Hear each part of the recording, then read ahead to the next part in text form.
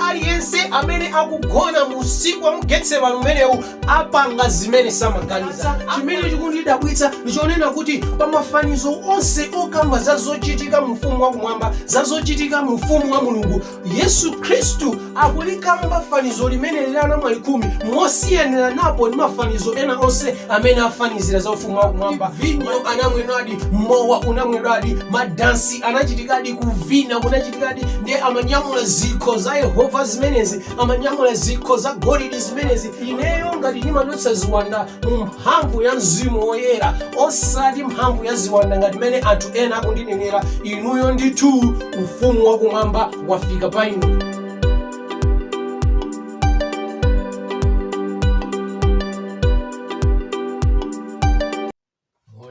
Anthu a Mulungu, tsiku linanso lopambana limene Mulungu alipatsa kuti likhale pamodzi ndi kugawana mawu ake. Mulungu wakumwamba alemekezeke ndipo akwezeke pa chimenechi. Mawu athu tsiku la lero achokera m'buku la Yohane. Akuchokera m'buku la Yohane chapter 4 verse 16. Nkhani ndithu imene titakambirane chapter chonsechi, koma sitiwerenga chonse, tingowerenga molumphalumpha chifukwa ndi nkhani yodziwika bwino. Yohane chapter 4 verse 16 mpaka na verse 22, kenako tizalumphaso tizawerenga verse 28 mpaka na verse 30, kenako tizalumpha tizawerenga 39 mpaka na verse 42. Yohane chapter 4 verse 16. Yesu ananena kwa iye, muka kamwitane mwamuna wako mudze kuno. Mkazi anayankha nati kwa iye, ndilibe mwamuna. Yesu ananena naye, wanena bwino kuti mwamuna ndilibe, pakuti wakhala nawo amuna asanu, ndipo iye amene ukhala naye tsopano sali mwamuna wako. Ichi wanena zoona. Mkazi ananena ndi iye, Ambuye, ndizindikira kuti muli mneneri. Makolo athu analambira m'phiri ili, ndipo inu munena kuti mu Yerusalemu muli malo oyenera kulambiramo anthu. Yesu ananena naye, tamvera ine mkazi iwe, kuti ikudza nthawi imene simudzalambira Atate kapena m'phiri ili kapena mu Yerusalemu. Inu mulambira chimene simuchidziwa, ife tilambira chimene tichidziwa, pakuti chipulumutso chichokera kwa Ayuda. Verse 28. Pamenepo mkaziyo anasiya mtsuko wake namuka kumudzi nanena ndi anthu, tiyeni mukamuone munthu amene anandiuza zinthu zilizonse ndinazichita. Ameneyu sali Khristu nanga? Anatuluka iwo m'mudzi ndipo anali mkudza kwa iye. Verse 39. Ndipo m'mudzi muja anthu Asamariya ambiri anamkhulupirira iye chifukwa cha mawu a mkazi wochita umboni kuti anandiuza ine zinthu zilizonse ndinazichita. Chifukwa chache pamene Asamariya anadza kwa iye anamufunsa akhale nawo, ndipo anakhala komweko masiku awiri. Ndipo ambiri oposa anakhulupirira chifukwa cha mawu ake. Ndipo ananena kwa mkazi kuti, tsopano sitikhulupirira chifukwa cha kulankhula kwako, pakuti tamva tokha ndipo tidziwa kuti mpulumutsi wa dziko lapansi ndi iyeyu ndithu. Mutu wa uthenga wathu ndionena kuti Asamariya ndi Ayuda, kapena kuti Ayuda ndi Asamariya. Asamariya ndi Ayuda. Titseke m'maso tipemphere. Oyera ndi olemekezeka ndi Atate Mulungu wamphamvu zonse, zikomo chifukwa nthawi inanso imene mwatipatula kuti tikakhale pamodzi ndi kugawana mawu anu. Khala nafe ndi kutitsogolera kuti chochitika ichi, mu dzina ndi mphamvu ya Khristu Yesu tapemphera. Amen. Asamariya ndi Ayuda.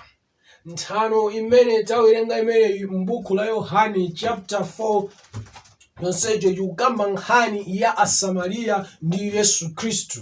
Yukamba zochitika zimene zinachitika pakati pa Asamariya ndi Yesu Khristu. Linali tsiku limene Yesu Khristu ankayenda namatumikira, ndipo anafika pa chitsime china, ndipo Yesu anali atatopa atalema, ndipo anaganiza zoti apumule kaye pa chitsime pamenepo, ndipo anatuma ophunzira ake, ndipo ophunzira ake ananyamuka kukagula zakudya. Ali pa chitsime pamenepo Baibulo likufotokoza bwino ndithu kuti panafika mzimayi, inali nthawi yakumasana ndithu. Ndiye akuti mzimayi ameneyu anafika ochokera ku Samariya, nafika pa chitsime pamenepa, ndipo Yesu anayamba kuyankhula naye mzimayi ameneyu. Nthanoyi ndi yodziwika bwino. Ali mkucheza mwawo, Yesu Khristu anamuza mzimayi ameneyu, ndigayire madzi, nditungire madzi. Mzimayi amene anena kuti pajarife Ayuda, pajarife Asamariya ndi Ayuda sitiyenderana. Inu mundiyankhula bwanji okhala mu Yuda mukuti ndikugayireni ine madzi, ine Samariya? Yesu Khristu anati ukanadziwa ukanandipempha ineyo kuti ndikugayire madzi. Ukanandidziwa ineyo ukanandipempha ineyo kuti ndikugayire madzi, ndipo ndikanakupatsa madzi amene amathetsa ludzu kuti sudzafunanso kumwa. Ndipo mzimayi amene anayena kuti ngati nkhani yake imene ndipatseni madzi amene kuti ndisabwerenso ine ku chitsime kuno. Ndi pamene eno anayamba kukambirana ndithu nkhani yokhudza za moyo wosatha, nkhani yokhudza za chipulumutso. Yesu Khristu anayamba kumfunsa mzimayi amene nati pita ukamuyitane mwamuna wako, ndipo mzimayi amene anayena kuti ine mwamuna ndilibe.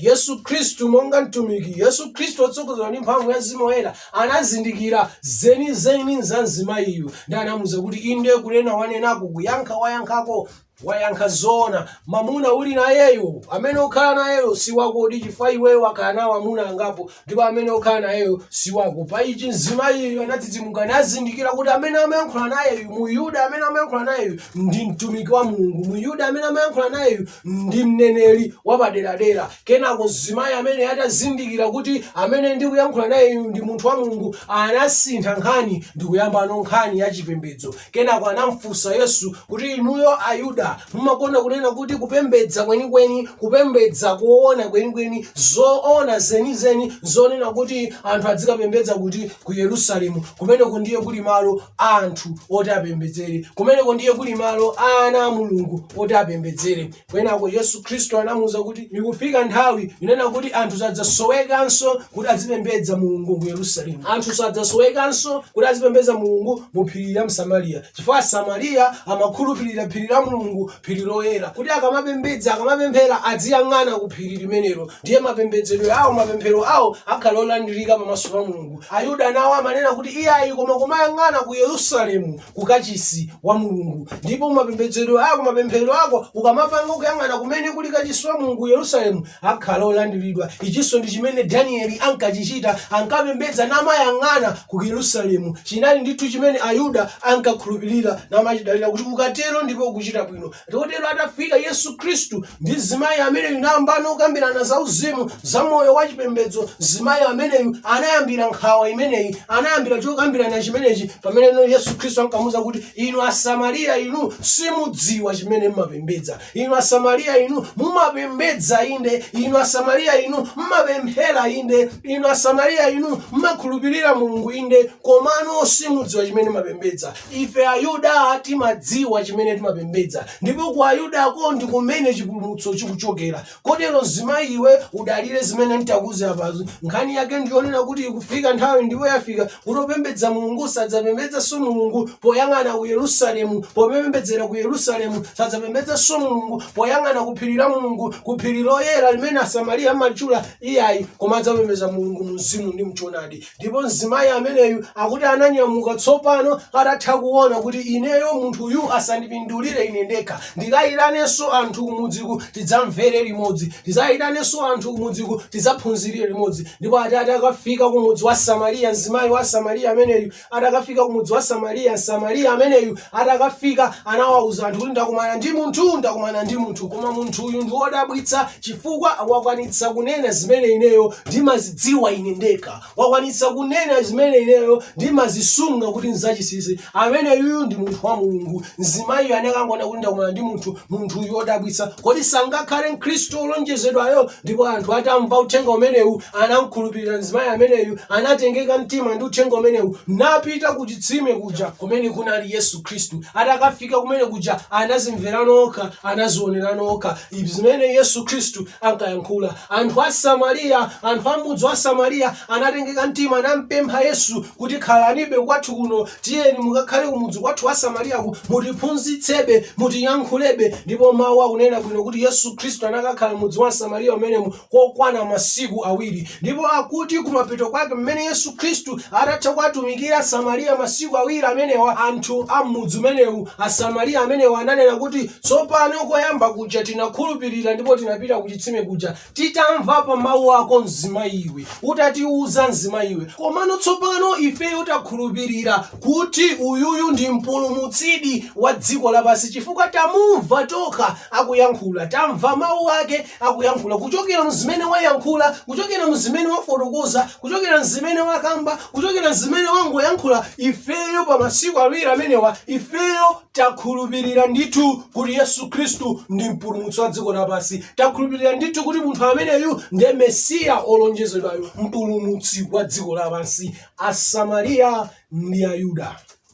Tikutha kuwaona Asamariya amenewa, mzimayi ameneyu atakumana ndi Yesu Khristu pa chitsime masana amenewa, ndipo mukanthawi kochepa kamene anayankhulana ndi Yesu Khristu, mzimayiyu nakhulupirira, nasunthika mmoyo mwake, nanyamuka napita kumudzi ndi uthenga ochepa. Ndakumana ndi munthu amene wandiuza zinsinsi zanga, ndakumana ndi munthu amene akuoneka kuti ndi munthu wa Mulungu ndithu. Tatiyeni nanu mukaone. Anthu atamva mawu a mzimayi ameneyu ananyamuka napita ku chitsime kuja. Zimene ana akamva ku chitsimeko anati iyayi munthu yudi ndi wodabwitsa, munthu yudi ndi mtumiki wa Mulungu. Anamupempha Yesu Khristu mukhale kwathu kuno. Anakhala Yesu Khristu kwa masiku awiri. Ndipo Baibulo likufotokoza bwino kuti chimene Yesu Khristu anachita kumeneko ndikumangoyankhula. Sitikumvapo apapo pakufotokozedwa kuti Yesu Khristu anadzutsa wakufa, sipakufotokozedwa kuti Yesu Khristu anachita zodabwitsa ku Samariya, sipakufotokozedwa kuti Yesu Khristu anayendetsa anthu opunduka, sipakufotokozedwa kuti Yesu Khristu akhungu anaona ku Samariya, sipakufotokozedwa kuti Yesu Khristu odwala anachira ku Samariya, sipakufotokozedwa kuti Yesu Khristu aziwanda zinachoka ku Samariya. Masiku awiri amenewa chimene chikulembedwa pa nchonena kuti Yesu Khristu amaphunzitsa Samariya, Yesu Khristu amayankhula ndi Samariya. Ndipo mukuchokera m'mawu a mzimayi amenewa, mukuchokera mu mawu a Yesu Khristu, Asamariya, mudzi wa Samariya unakhulupirira kuti Yesu Khristu ndi mpulumutsi wa dziko lapansi. Yesu Khristu ndiye olonjezedwayo.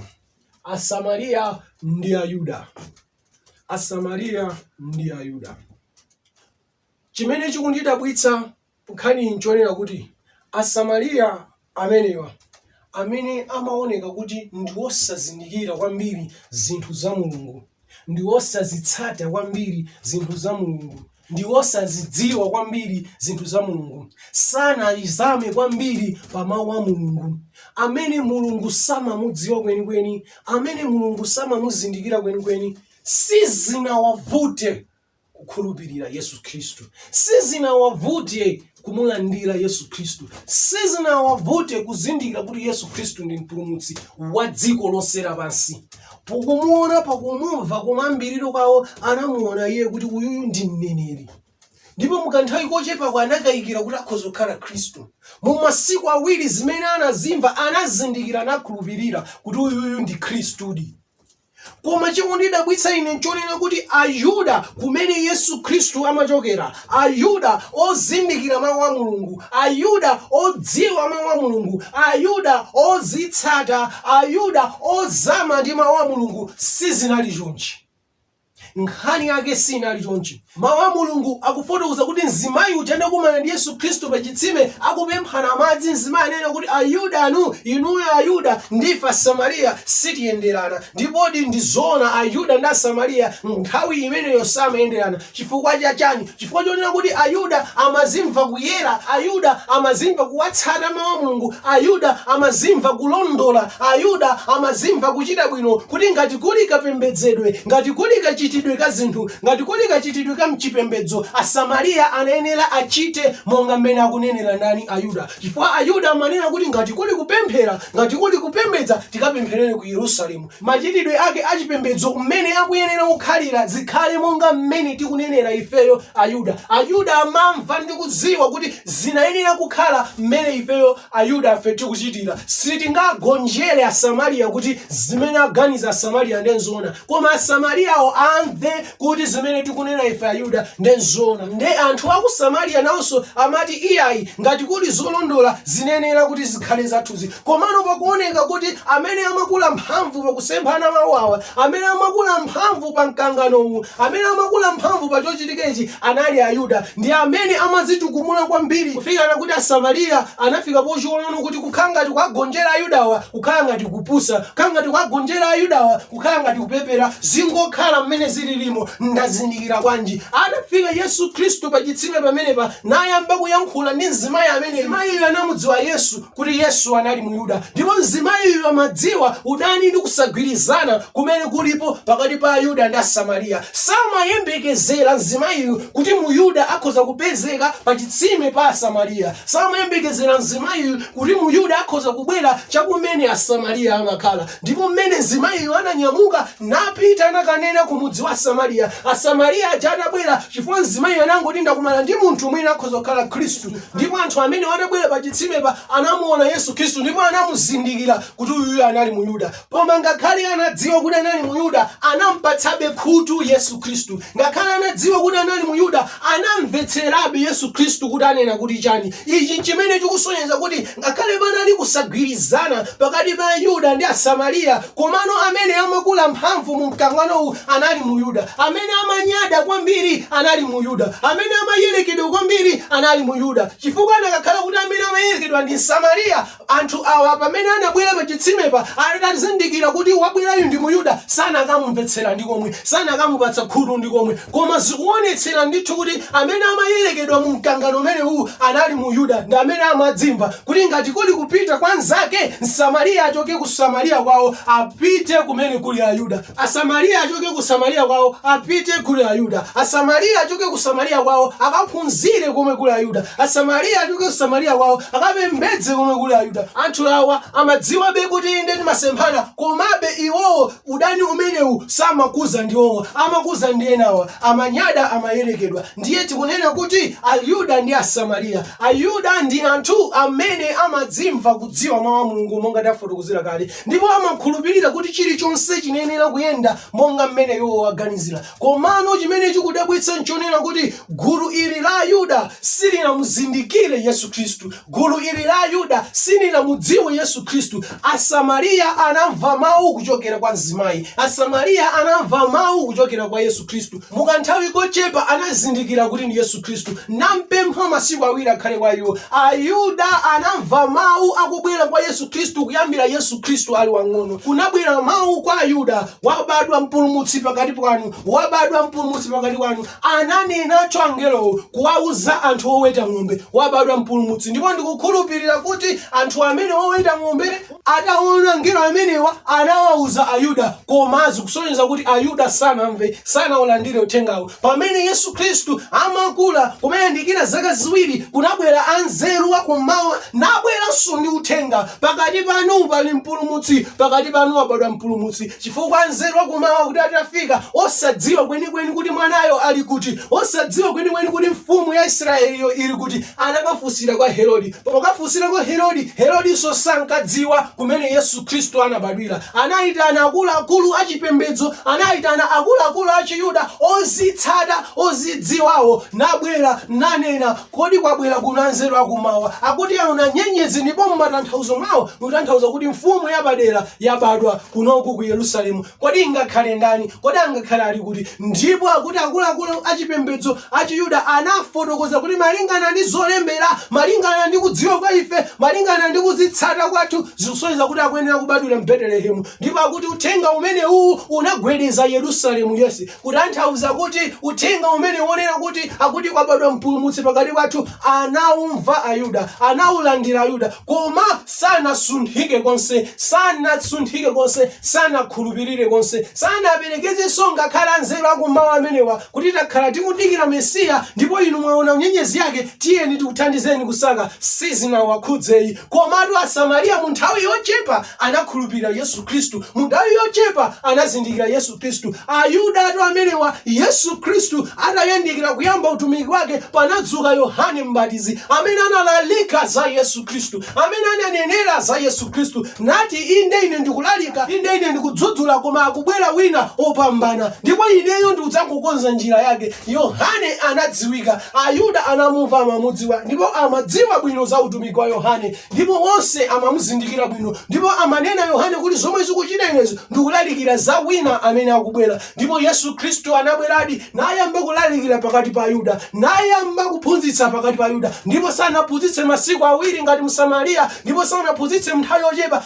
anaphunzitsa nthawi yayitali. Koma Ayuda sanamulandire Yesu Khristu, koma Ayuda sanamulandire Yesu Khristu, Ayuda sanamukhulupirire Yesu Khristu. Chikundidabwitsa ine kuti m'mudzi wa Samariya simukumveka chozizwitsa china chilichonse, mawu okha m'masiku awiri, koma Samariya anakhulupirira Yesu Khristu kuti ndiye mpulumutsi wolonjezedwayo. Koma Ayuda analandira zozizwa zodabwitsa, anaona zozizwa zodabwitsa, akhungu anapenya, opunduka anayenda, akufa anadzuka. Zozizwa zinachitika kwa Ayuda, koma Ayuda sanakhulupirire Yesu Khristu, Ayuda sanamulandire Yesu Khristu. Amene anaona zozizwitsa, amene Yesu Khristu anatumikira nthawi yayitali, amene analandira uthenga nthawi yayitali, amene anaona zazikulu za Mulungu, koma sanamukhulupirire Yesu Khristu, sanamulandire Yesu Khristu. Asamariya anthu osadziwa mawu a Mulungu, Asamariya osadziwa chimene amapembedza, Asamariya ongo akhala amapemphera, amene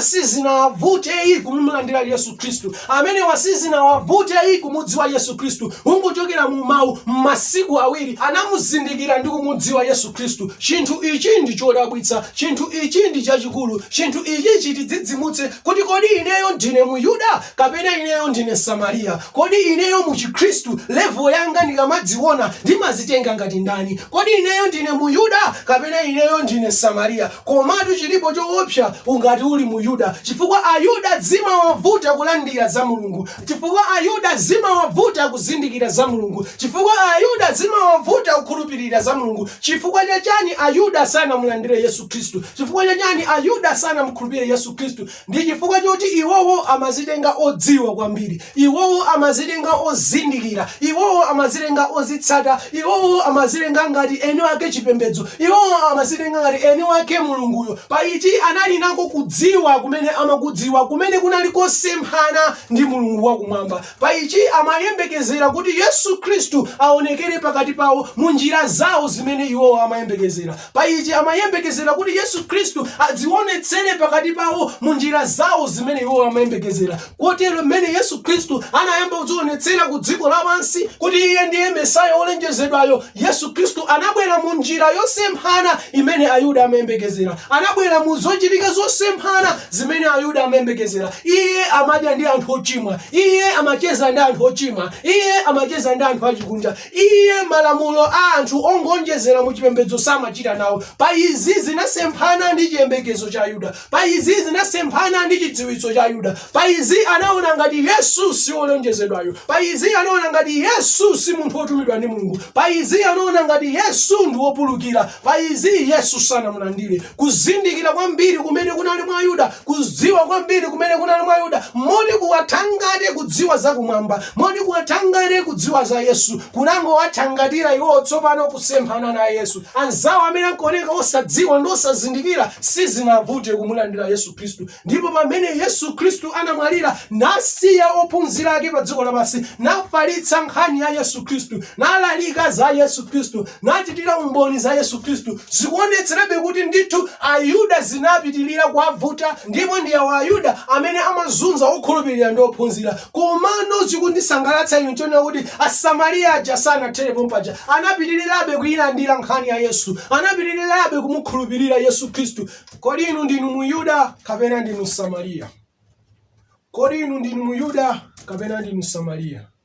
Asamariya ndi Ayuda amapembedza Mulungu mmodzi, Asamariya ndi Ayuda amakhulupirira Mulungu mmodzi. Chomwe chimasemphana iwo ndi kamvedwe kawo ka mawu a Mulungu, chomwe chimasemphana iwo ndi zikhulupiriro zawo za Mulungu, chomwe chimasemphana iwo ndi kapembedzedwe kawo. Anali ena a iwo amazoona odziwa kwambiri ndi ozindikira, ndipo ena a iwo amaoneka kuti ndi osadziwa ndi osazindikira. Kodi inu ndinu Ayuda kapena ndinu Asamariya? Mukaziyang'ana mkati mwanu, mukaziyang'ana muchipembedzo chanu, mukaziona mukapembedzedwe kanu, kodi ndinu Muyuda kapena Msamariya? Machitidwe 8 verse 14 mpaka 16. Machitidwe 8 verse 14.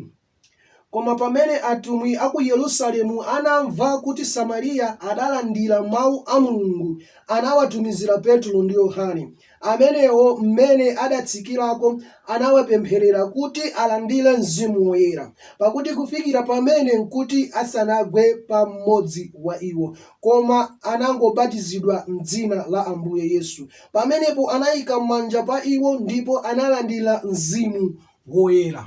Apa tikwaona Asamariya omwe aja kuti ngakhale pamene Yesu Khristu anamwalira atafa anakwera kumwamba nasiya ntchito ya Mulungu ija m'manja mwa ophunzira ake, ndipo uthenga unafalikira nufika ngakhale ku midzi ya Samariya. Ku Samariya kumwe kuja uthenga awuso sunakumane ndi nthaka yolimba, uthenga awuso sunakumane ndi miyala. Asamariya anawulandira uthengawo, ndipo atawulandira ndipo mpaka mbiri inamveka inakafika ku Yerusalemu kuti Asamariyanso nawo akhulupirira nkhani ya Yesu Khristu, amva kuti Yesu Khristu anafa, amva kuti Yesu Khristu anapachikidwa, amva kuti Yesu Khristu anauka, ndipo Yesu Khristu anakwera kumwamba, ndipo akuti tsiku linadzabweranso. Uthenga wa Samariya sizinavute, awumva awulandira. Ndipo atumwiwo akuti anatumiza atumwi ena, Yohane ndi Petro anapita kumeneko nakapezadi kuti inde zinali zoona. Asamariya anakhulupirira mawu a Mulungu, ndipo akuti pa nthawi imeneyi anali atangobatizidwa mu dzina la Yesu, mu dzina la Ambuye, asanalandire mphamvu ya Mzimu Woyera. Ndipo anapempherera iwo nasanjika manja, ndipo analandira Mzimu Woyera. Komatu mmene Asamariya awa amalandira mawu a Mulungu, mmene Asamariya awa atumwi amabwera kwa iwo, mmene Asamariya awa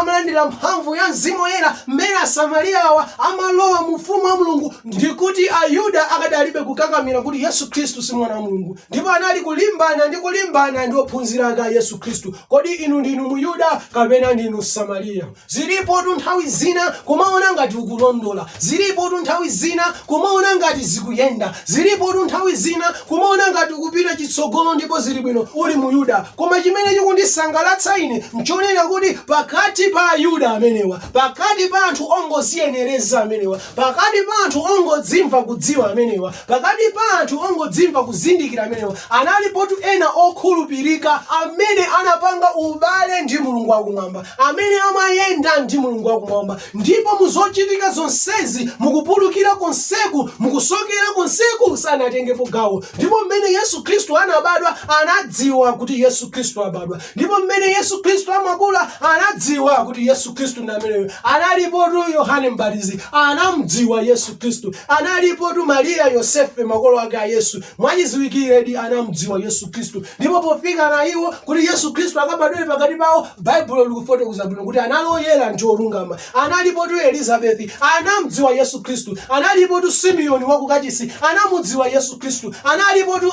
Ana anamudziwa Yesu Khristu. Mwa Ayuda omwe osokonekerawa, mwa Ayuda omwe opulukirawa, analipo ena okhulupirika amene anapanga ubwenzi wapadera ndi Mulungu, amene sanangoyang'ana za chipembedzo, amene sanangoyang'ana za kudziwa mawu a Mulungu, amene sanangoyang'ana za kuzitsata, koma anapanga ubwenzi ndi Mulungu wakumwamba, ndipo amatsogozedwa ndi Mzimu Woyera. Ndipo ndi Mzimu yomweyu anawazindikiritsa kuti uyo ndiye mwana wa Mulungu olonjezedwayo. Kodi inu ndinu Ayuda kapena ndinu Asamariya? Ngati muli Ayuda, ndinu mtundu wanji wa Ayuda? Chifukwa tu ndi choopsa kungokhala Muyuda, chifukwa tu ndi choopsa kukhala Muyuda. Inde tiyenera kudziwa mawu a Mulungu, inde tiyenera kuzindikira mawu a Mulungu, koma tikazitenga kwambiri, tikazidalira kwambiri, zidzalipangisa ife kusemphana ngakhale ndi zinthu zakumwamba. Ndipo tidzadabwa kuti amene timaona ngati ngobwerera mbuyo, amene timaona ngati ngotsalira ali patsogolo pathu, chifukwa ifeyo tinakakamira zinthu zosakhala zenizenizo. Tinafika pa zinthu zonkudutsapo nkonjezera zathu ndikuononga zinthuzo.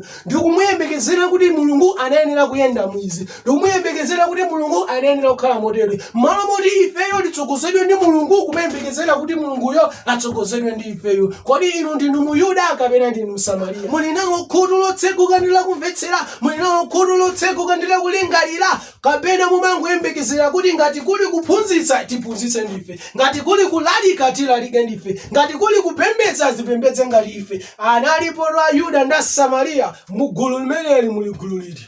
Chimene chimaoneka nthawi zina chovuta kwambiri ndichonena kuti anthu alandire mawu a Mulungu, ndipo timayembekezera kuti mwina amene angavute kulandira mawu a Mulungu, amene angavute kukhulupirira mawu a Mulungu, amene angavute kuphunzitsidwa mawu a Mulungu ndi anthu osapembedza, ndi anthu osazitsata, ndi anthu osazindikira malemba, ndi anthu amene za Mulungu ali nazo kutali. Ndithu timayembekezera kuti ngati pali anthu amene Mulungu akanavutikana nawo, ngati pali anthu amene Mulungu anakalimbana nawo kuti amve mawu ake, kuti amzindikire iye, anakakhalatu mwina akuba, anakakhalatu mwina atu ambanda, anakakhalatu mwina afiti, anakakhalatu mwina mahule, akanakhalatu mwina oledzera. Koma ndithu zoonetseratu kuti ngati pali munthu amene angavute kumva mawu a Mulungu, ngati pali munthu amene amavuta kumva mawu a Mulungu, ngati pali munthu amene amavuta kumva choonadi cha Mulungu, ngati pali munthu amene amavuta kutsatira Mulungu wakumwamba, ndi munthu amene amazitsata kwambiri, ndi munthu amene amadziwa